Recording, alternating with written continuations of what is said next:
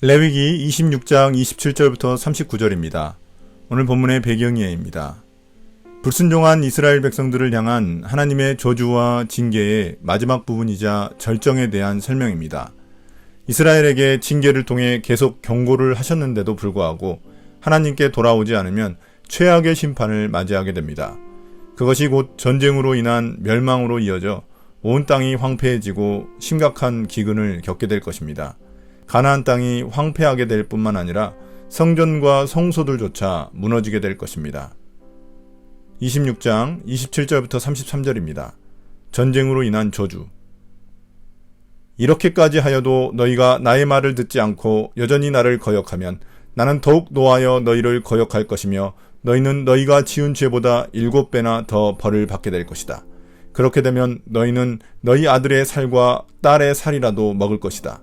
내가 높은 곳에 있는 너희의 산당들을 모조리 부수며 분향단들을 다 헐고 너희의 시체를 너희가 섬기는 그 우상들의 시체 위에다 쌓아놓을 것이다. 나는 도저히 너희를 불쌍히 여길 수 없다. 너희가 살던 마을들을 폐허로 만들고 너희가 드나들던 성소들을 황량하게 만들 것이다. 너희가 바치는 향도 기쁘게 받지 않을 것이다. 나는 또 땅을 황폐하게 할 것이다. 거기에서 사는 너희의 원수들은 거칠고 못쓰게 된 그 땅을 보고 놀랄 것이다.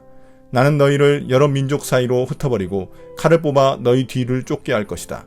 너희가 살던 땅은 버려진 채 거칠고 쓸모없이 될 것이며 너희가 살던 마을들은 폐허가 될 것이다.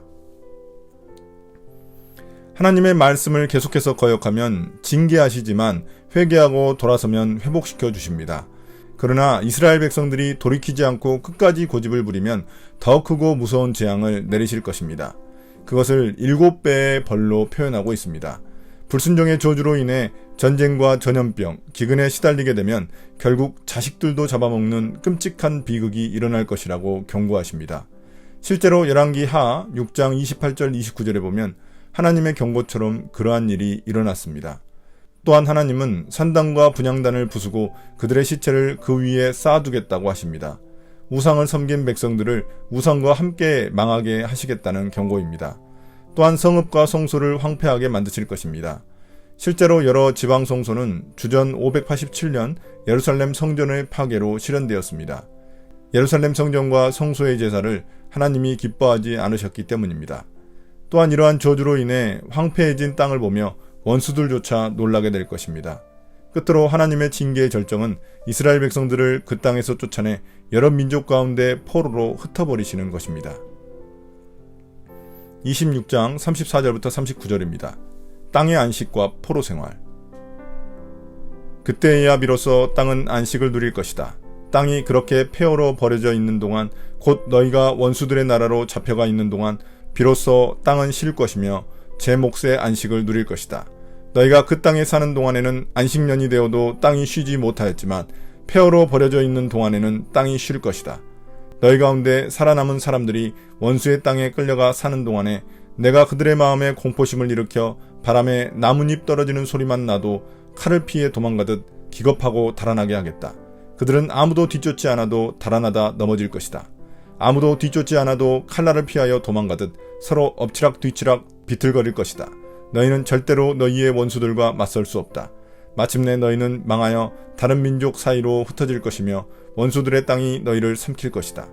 너희 가운데 살아남아 원수의 땅으로 끌려간 사람들은 그 지은 죄 때문에 힘이 약해질 것이다. 조상들이 지은 죄 때문에도 그들은 힘이 약해질 것이다. 이스라엘 백성들이 땅을 빼앗기고 백성들이 흩어지자 이스라엘 땅은 비로소 안식을 갖게 됩니다. 이 말은 그들이 안식년 희년을 제대로 지키지 않았기 때문에 결국 땅이 폐허가 되고 그 땅에서 백성들이 쫓겨나 원수들의 나라로 잡혀간 것이라는 의미입니다. 하나님은 이 일로 이스라엘 땅이 강제로 안식을 갖게 하신 것입니다. 반면 이스라엘은 원수의 땅에서 두려움과 공포에 떨게 될 것입니다. 이런 두려움과 공포는 원수들과도 맞설 수 없게 만들 것입니다. 실제로 이스라엘이 멸망한 이유는 겉으로 보기에는 아시리아나 바벨론의 공격 때문이지만 실제로는 이스라엘이 하나님의 말씀에 순종하지 않고 계속적으로 고집을 부리며 죄악을 행했기 때문입니다. 오늘의 묵상 포인트입니다. 첫 번째, 이스라엘의 계속된 고집과 죄악으로 인해 땅에서 쫓겨나고 성전은 무너졌습니다. 그러나 그것이 끝이 아닙니다. 이 시간 동안 하나님은 그 땅에 안식을 주시고 이스라엘 백성들이 다시 돌아올 수 있게 깨끗하게 만드셨습니다. 이 또한 하나님의 은혜의 과정입니다. 우리 인생의 어려움도 하나님이 우리에게 진정한 회복을 주시기 위한 과정일 수 있습니다. 두 번째, 이스라엘은 자신들이 옳은 대로 행하면서도 주님을 예배한다고 주장했습니다. 그러나 하나님은 삶의 변화가 없는 그들의 예배를 미워하시며 받지 않으십니다. 위선은 더 무서운 불신앙입니다. 우리 안의 위선적인 모습은 무엇인지 살펴봅시다. 오늘의 기도입니다.